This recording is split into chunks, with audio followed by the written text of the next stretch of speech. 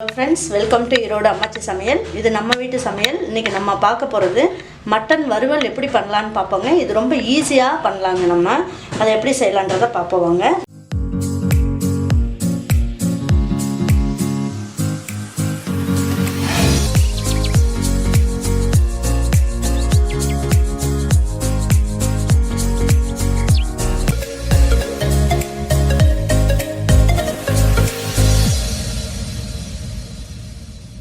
இப்போ பாருங்க, நான் 1 கிலோ மட்டனை நல்லா பொடி பொடியாக இந்த மாதிரி சின்ன சின்ன பீஸாக நான் கட் பண்ணி வச்சுருக்கேன். உங்களுக்கு எந்த அளவுக்கு பீஸ் வேணுமோ அப்படி எடுத்துக்கோங்க. மட்டனுக்கு தகுந்த அளவுக்கு உப்பு போட்டுக்கலாம், மஞ்சள் தூள், கொஞ்சமாக ஜீரகம், பூண்டு ஒரு 6 பல்லு பூண்டு போட்டுக்கலாம். 10 சின்ன வெங்காயம் இருக்கு இல்லைங்களா, அதை பொடியாக கட் பண்ணிவிட்டு அதையும் போட்டுடலாம். தக்காளி ஒரு சின்ன தக்காளியாக எடுத்து பொடியாக கட் பண்ணியிருக்கேன், அதையும் போட்டுருங்க. கொஞ்சமாக தண்ணி கொஞ்சம் எக்ஸ்ட்ரா ஊற்றுறேன். பாருங்கள், இந்த அளவுக்கு இருந்ததுன்னா போதுங்க. பாருங்கள், அமைக்க விட்டிங்கன்னா இந்த அளவுக்கு இருக்கணும், அவ்வளோதான் தண்ணி. 2 விசில் வச்சிடலாங்க, போதும். இது பாருங்கள், ஒரு 50 கிராம் சின்ன வெங்காயத்தை நல்லா தோல் உரிச்சிட்டு இதை போட்டுக்குவோம். 1/4 மூடி தேங்காய் போட்டுக்கலாம். இந்த 15 பூண்டு வெள்ளை பூண்டை போட்டுக்கலாம் இதுலேயே பச்சையாக. 2 ஸ்பூன் அளவுக்கு சோம்பு போட்டுக்கலாம். பட்டை பாருங்கள், ஒரே 1 இன்ச் அளவுக்கு எடுத்திருக்கேன் நான், அவ்வளோதான். அப்புறம் கல்பாசி இருக்குது இல்லைங்களா, அது ஒரு சின்ன பீஸ் எடுத்துக்குவோம். அப்புறம் அன்னாச்சி மொக்கு 1 போட்டுக்கலாம்.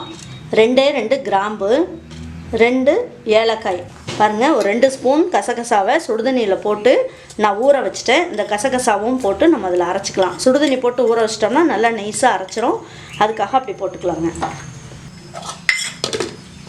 நல்லா நைஸாக வச்சு அரைச்சிடலாங்க. இதை தேவையான அளவுக்கு எண்ணெய் ஊற்றிக்குவோம். நான் பாருங்கள், கடுகும் ஜீரகம் மட்டும்தான் போடுறேன் இதில். பாருங்கள், கடுகும் ஜீரகமும் நல்லா பொரிஞ்சிருச்சு. இப்போ என்ன பண்ணுவோம், கருவேப்பிலையை 2 இனுக்கு எடுத்து இதில் போட்டுடலாம். இப்போ நம்ம அரைச்சி வச்சுருக்கோம் இல்லைங்களா, வெங்காயம், பச்சை வெங்காயம், பூண்டு நான் காமிச்சதெல்லாம் அரைச்சேன் இல்லைங்களா, அது என்ன பண்ணுவோம், இந்த எண்ணெய்க்குள்ளேயே போட்டு ஒரு வணக்கிக்கலாங்க.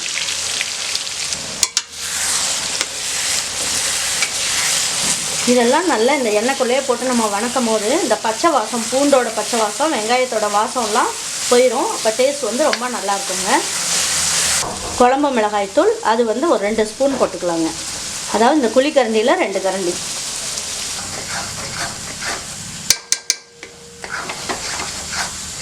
வறுவலுக்கு தேவையான உப்பு போட்டுக்கலாம். ஒரு பிஞ்ச் அளவுக்கு மஞ்சள் தூள் போட்டுக்கலாங்க.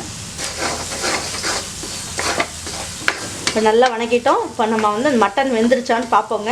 நான் 2 விசில் வச்சு ஸ்லோ பண்ணி ஆஃப் பண்ணிட்டேன். இப்போ அதை எடுத்து பார்க்கலாம். பாருங்கள், மட்டன் நல்லா சாஃப்டாக வெந்துருச்சு. இப்போ என்ன பண்ணுவோம், இந்த தண்ணியெல்லாம் இறுத்து வச்சிடலாம்.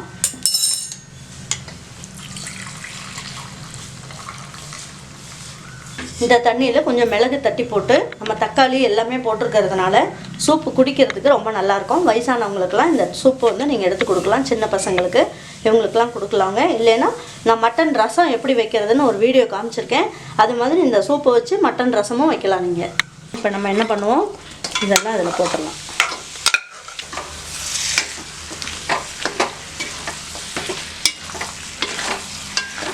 இந்த சூப்பு தண்ணி இருக்கு இல்லைங்களா, அது கொஞ்சமாக ஊற்றிக்கலாம்.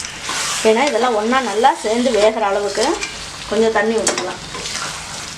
இப்போ கொஞ்சமாக கொத்தமல்லி தலையை கட் பண்ணி வச்சுருக்கோம், அதை போட்டுக்கலாம். இந்த ஸ்டேஜில் உங்களுக்கு உப்பு ஏதாவது தேவைப்பட்டதுன்னா நீங்கள் இதில் ஆட் பண்ணிக்கலாம். பாருங்கள், நான் ரசம் செஞ்சு வச்சுருக்கேன். இப்போ நான் இந்த மட்டன் சூப்பு இருக்குது இல்லைங்களா, அதை இதில் ஊற்றிக்கலாம். ஊற்றிட்டு இப்போ நம்ம இந்த மட்டன் வறுவல் வச்சுட்டு இந்த சூப்பு ரசம் ஊற்றி சாப்பிட்டோன்னு வைங்க, அவ்வளோ அருமையாக இருக்கும். பாருங்கள், நம்ம ஸ்டவ்வை நல்லா ஃபுல்லாக வச்சுருக்கோம்.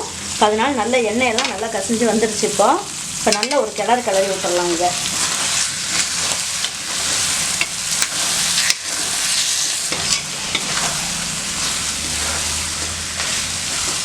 இப்போ ஸ்டவ்வை ஸ்லோவாக வச்சுட்டு கொஞ்சம் நேரம் ஒரு 5 நிமிஷம் மூடி வச்சிடலாங்க. இது இன்னும் நல்ல எண்ணெயெல்லாம் கசிஞ்சு மேலே வந்துடும். பாருங்கள், நல்ல எண்ணெயெல்லாம் கசிஞ்சு வந்துருச்சு. கலரும் நல்ல மட்டன் கலர்லாம் நல்லா மாறிடுச்சு. சூப்பராக இருக்குது பாருங்கள். அப்படியே எனக்கு இங்கே பக்கத்தில் நிற்கவே முடியலைங்க, அந்த அளவுக்கு நல்ல மணமாக சூப்பராக இருக்குதுங்க மட்டன் வறுவல். மதுரை மட்டன் வறுவலுங்க, இது அருமையாக இருக்கும். இது இதே மாதிரி செஞ்சிங்கன்னா உங்களுக்கும் இதே மாதிரி சூப்பரான மட்டன் வறுவல் ரெடி ஆயிருங்க. இது சப்பாத்தி, தோசை, பரோட்டா எல்லாத்துக்குமே ரொம்ப நல்லாயிருக்குங்க. சாதத்துக்கு வந்து நல்லா இந்த மாதிரி மட்டன் வறுவலை போட்டுங்க நல்லா பிசைஞ்சு நம்ம சாப்பிடும் போது அவ்வளோ டேஸ்ட்டாக இருக்கும். அப்புறம் இந்த மாதிரி ஒரு சூப்பு ரசம் வச்சுட்டோன்னு வைங்களேன், இதை சைடில் வச்சுட்டு தொட்டு சாப்பிட்டோன்னு வைங்க, சூப்பு ரசத்தை ஊற்றி பிசைஞ்சு நம்ம தொட்டு சாப்பிடும் போது அவ்வளோ ஒரு அருமையாக இருக்குங்க. இது மதுரையிலலாம் ரொம்ப ஃபேமஸ்ங்க. அது அருமையாக இருக்குங்க. நீங்களும் இதே மாதிரி செஞ்சு பார்த்துட்டு உங்களுக்கு பிடிச்சிருந்ததுன்னா லைக் பண்ணுங்கள், ஷேர் பண்ணுங்கள், சப்ஸ்கிரைப் பண்ணுங்கள், மறந்துடாமல் கமெண்ட்ஸ் பண்ணுங்கள். தேங்க்யூ ஃபார் வாட்சிங் ஈரோடு அம்மாச்சி சமையல். தேங்க்யூ.